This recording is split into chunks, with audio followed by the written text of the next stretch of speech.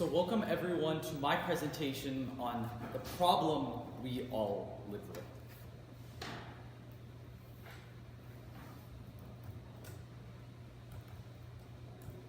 So this is a painting painted back in 1964 by esteemed artist Norman Rockwell, aptly named The Problem We All Live With. And what it depicts is actually a historical event with one of the first black girls to be integrated into an all-white school, who was named Ruby Bridges. And in the backdrop, we can see not only that this was met with widespread criticism, but also some choice words being written in the walls behind it. And if you couldn't already gauge from this painting, the problem we all live with is racism. The Kaiser Family Foundation quantifies and supports this from a 2023 article, when they say that 60% of black people they polled said they had to face discrimination and racism in a healthcare setting. And furthermore, of that 60% subset, 40% said that as a result, because of it, they faced chronic anxiety, while a separate 25% said that they were lonely and even depressed because of it, showing that this discrimination has boundless effects on overall psyche. But it doesn't just occur at the microaggressive level, because Lisa Long, a reporter for the NIH, finds in a 2021 study, the concept of the ideal victim is defined as that when police officers think that a crime was intrinsically committed by a black perpetrator, despite the fact that there's no evidence to prove it, showing just how much these racial structures have permeated our society. But thankfully, there might just be a solution, because according to Derek Monson of the Sutherland Institute, critical race theory has four main tenets. Firstly, race is a societal construct, because unlike the color of our skin or how we talk, there's no scientific backing to explain what race actually is. Secondly, society is full of structural racism, which is defined as a type of racism that permeates many of the institutions we hold dear in our society, just as the ideal victim in the policing system we just saw. Thirdly, this is fueled by daily microaggressions and bias, because although we might not constitute it as true racism due to how small of a scale it is, when compounded by the 400 million people that live in the US today, it certainly holds weight.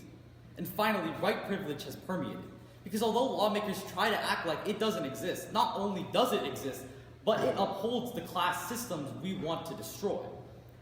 But considering this, it would seem like it's a simple matter. Unfortunately, it's only anything but simple. Because according to Rashawn Ray and Alexandra Gibbons in a Brookings Institute article, in 2021, Fox News said the words critical race theory over 1,300 times in just 4 months, showing us that it's actually one of the biggest flashpoints of controversy in our society, which in turn begs the question, what are the motivations behind critical race theory bans, and why are they so dangerous today? So firstly, we have to connect this back to the stimulus package, which I connected to Johan Norberg's false nostalgia. And one of the main takeaways is that it warns from personal nostalgia becoming a governing philosophy. And in effect, it's exactly what we see happening here. Because although nostalgia is seeing the past better than it was, the mechanism is the same. Nostalgia distorts the past, and when we ban critical race theory, it also distorts US history. And we see it becoming a governing philosophy through our very eyes. Look no further than this infographic by Sarah Schwartz from Education Week, who notes that 44 states have already banned or limited the teaching of critical race theory in schools. But teachers have already expressed pushback on this. And Laura Beth Kelly writes in an article that polled teachers across the nation, one quote stands out. Quote, "I do feel like it is uncomfortable for me to not connect history to the present, because that just seems wrong, like I'm lying." And in effect, that encapsulates the very topic of why critical race theory bans are so dangerous theoretically. But it's not just a theoretical problem, because take the example of redlining, which the L2 Legal Information Institute, a subset of Cornell Law School, defines as when financial institutions reject financial services for people not because they're not qualified, but simply because they're black or low income. And although this is a problem, the reality is that Nadia Lathan of UC Berkeley finds that that was nominally banned by the federal government 50 years ago. And yet not only does it persist today, but it also means worse air quality for the neighborhoods like this, which it affects, but it also means that black people can't get out of their financial ruts because they're rejected financial services. But while that's a problem, it stretches much, much bigger. Because Anti-Slavery International, the biggest organization on slavery today, comments that not only is slavery happen in every country in the world, including the US, but it entraps tens of millions of people every day. And the problem lies in the fact that when critical race theory is banned, less people are educated on these topics and have the wherewithal to stop this, meaning that these cycles, such as modern slavery and redlining, go unchecked. But it doesn't just affect black people, because it affects all of us. 1984 was a book written by George Orwell in 1949, and Butler University comments that it's the most banned book in the world due to its views on totalitarianism in society. However, the reality is that it's becoming unsettlingly familiar to 2025, because there are three things that make a fascist society. Firstly, the stopping of critical thinking, which we see when CRT is banned in schools. The stopping of communication, which we see when teachers aren't allowed to even teach CRT to begin with to students. And lastly, as Schindler and Kittrick of the Brookings Institute note, violence against nonconformists is the last one. And we've already seen that violence against black people right now from police is still at an all-time high. And while we might not be at a fascist society just yet, the reality is that it's scary we can even make these correlations at all. And considering just how big these problems are, it's imperative we understand what is next. And while it sounds crazy, we might have to rebuild.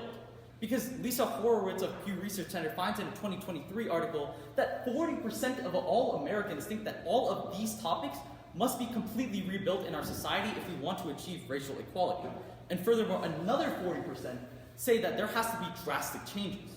So while it sounds crazy, the reality is that me, as well as 80% of Americans, believe that there has to be huge overhaul if we want to stop these problems from occurring and getting worse once and for all. Now, naturally, there are some counter-arguments to this viewpoint, and one is touched upon by Marsha Blackburn, who's a senator for Tennessee, in a 2021 speech, when she states that it's simply overwhelming for children to process.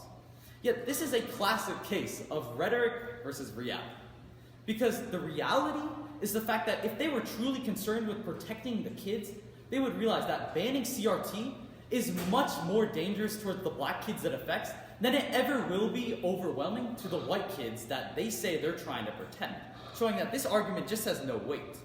But the second and more meritable argument is the fact that it incites division, which is touched upon by Josh Hammer, a former attorney. And while this does hold some merit, the reality is that, again, it's simply outweighed.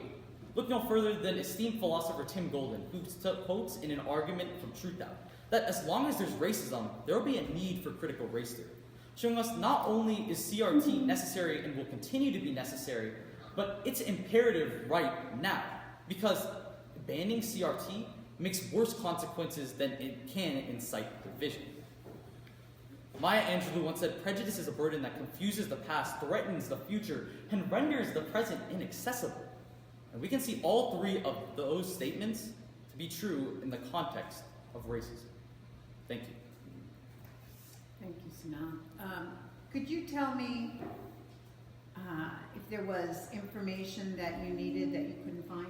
Yeah, for sure. So one thing that I couldn't find is actually more first-person insight, because while I was able to find polls such as the Kaiser Family Foundation and Lisa Horowitz saying that things have to be rebuilt or that black people face racism, I wasn't able to get direct quotes or insight from the black people that said things themselves about what their thoughts were on this topic.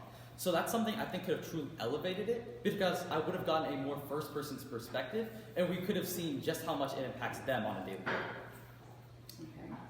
And then what additional questions came out of your research, and why are those questions important? Sure, that's a great question. So one of the biggest things that I'm questioning after my own research is how applicable this all actually really is.